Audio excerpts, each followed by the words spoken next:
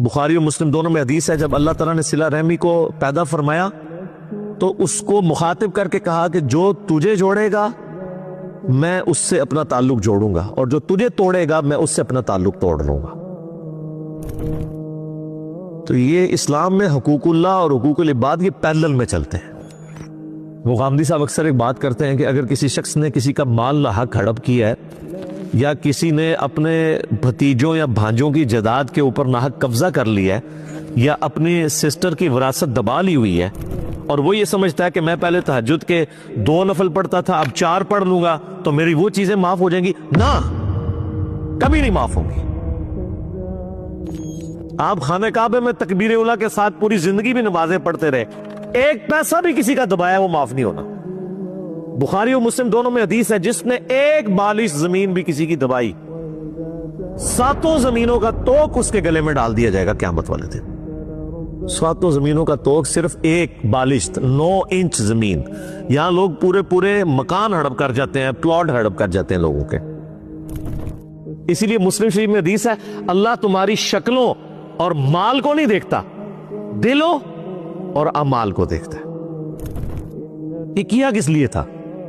شکل جتنی مرضی معصوم نورانی بنا لو، مال جتنا مرضی اللہ کی راہ میں خرچ کر دو، اللہ نے تو یہ چیک کرنا ہے یہ کیا کس چکر میں کر رہا ہے۔ اور قرآن حکیم میں کم از کم 4 مقامات پہ مضمون ریپیٹ ہوا ہے کہ جو اس قسم کے اعمال کرنے والے لوگ ہیں، اللہ فرماتا ہے قیامت والے دن ہم ان کے اعمال کی طرف بڑھیں گے اور ان کو بکھرا ہوا غبار کر دیں گے۔ جیسے کوئی ایک فٹ بال کی طرف بڑھتا ہے نا اور ٹھوکر مار کے پرے کرتا ہے، اللہ تعالیٰ فرماتے ہیں ہم ایسے لوگوں کے اعمال کو ختم کر دیں گے۔ وہ اعمال تو ہے ہی نہیں تھے، وہ جن کاموں کے لیے وہ کیے گئے تھے وہ ان کو اجر مل چکا۔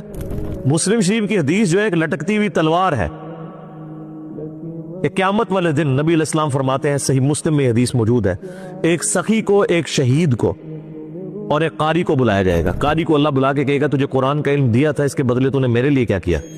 کہ یا اللہ میں نے قرآن سیکھا اور سکھایا، اس سے افضل عمل ہی کوئی نہیں تھا۔ اللہ تعالیٰ فرمائے گا تو نے اس لیے سب کچھ کیا کہ لوگ تجھے کہ بڑا علامہ ہے، بڑا قاری ہے، تو دنیا میں تجھے اجر مل چکا ہے، جس کام کے لیے تو نے ایفرٹ پٹ کی تھی تو نے اجر کما لیا، میرے ہاں کوئی اجر نہیں، الٹا منہ کر کے دوزخ میں۔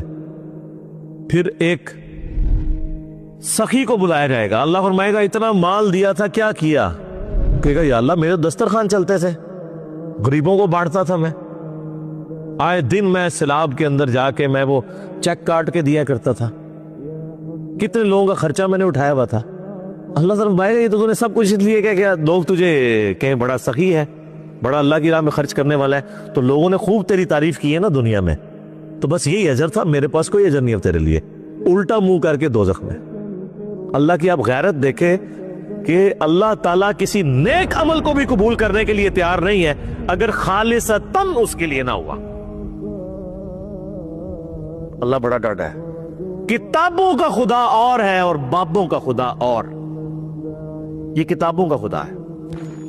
مسند احمد میں حدیث ہے، جس نے دکھلاوے کے لیے نماز پڑھی اس نے شرک کیا، پڑھی نماز کیا شرک، جس نے دکھلاوے کے لیے روزہ رکھا اس نے شرک کیا، اور جس نے دکھلاوے کے لیے صدقہ کیا اس نے بھی شرک کیا۔